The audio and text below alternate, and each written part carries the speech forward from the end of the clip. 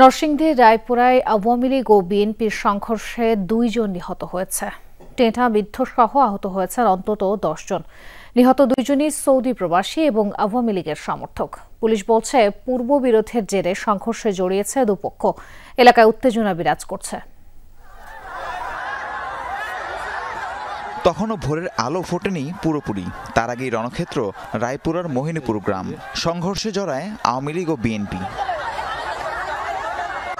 কারো হাতে টেটা বললম দা, কেউ বা বন্দুক নিয়ে জড়ায় রক্তক্ষয়ী সংঘর্ষে।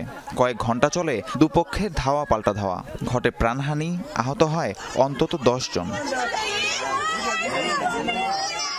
স্থানীয়রা জানায়, গণ অভ্যুত্থানের পর রায়পুরা থানা থেকে বেশ কিছু অস্ত্র লুট হয়। মাস 6 আগে সেসব অস্ত্র পুলিশে ধরিয়ে দেয় চাঁদপুর ইউনিয়নের 9 নম্বর ওয়ার্ড আওয়ামী লীগ সভাপতি আব্দুল সালামের সমর্থকরা। এই নিয়ে একই ওয়ার্ডের বিএনপির সভাপতি শামসু মিয়ার সাথে বিরোধ চলছিল। তারই জেরে বাধে সংঘর্ষ। 8 মাস ধরে আজকে গ্রাম ছাড়া। আমরা আমাদের গ্রামে শান্তিপূর্ণভাবে ঘুরতে গেছিলাম সকালবেলা। তার শামসু মেম্বারে সেই সন্ত্রাসী বাহিনী দিয়ে আমরা আক্রমণ করে আমরা 2টা লোকরে মাইরা ফেলা। 2টা ছেলে বেলা দিয়েছে আমাদেরকে মারার জন্য। তখন আমি ওই 2টা ছেলের কায়দা কৌশলে আটকাই লাইছি। আটকাইয়া মারধর করছি না, ওদের বান্ধা থুয়া দিছি বোধহয় সৈন্যাসীরা এর সন্ত্রাস বাহিনী যত লোক আছে সব লইয়া এলাকার ভিতরে যায় হামলা দিছে। মোহিনীপুর এলাকাটি দুর্গম চরাঞ্চল। ঘটনাস্থলে যায় আইন শৃঙ্খলা বাহিনী। এক পর্যায়ে নিয়ন্ত্রণে আসে পরিস্থিতি।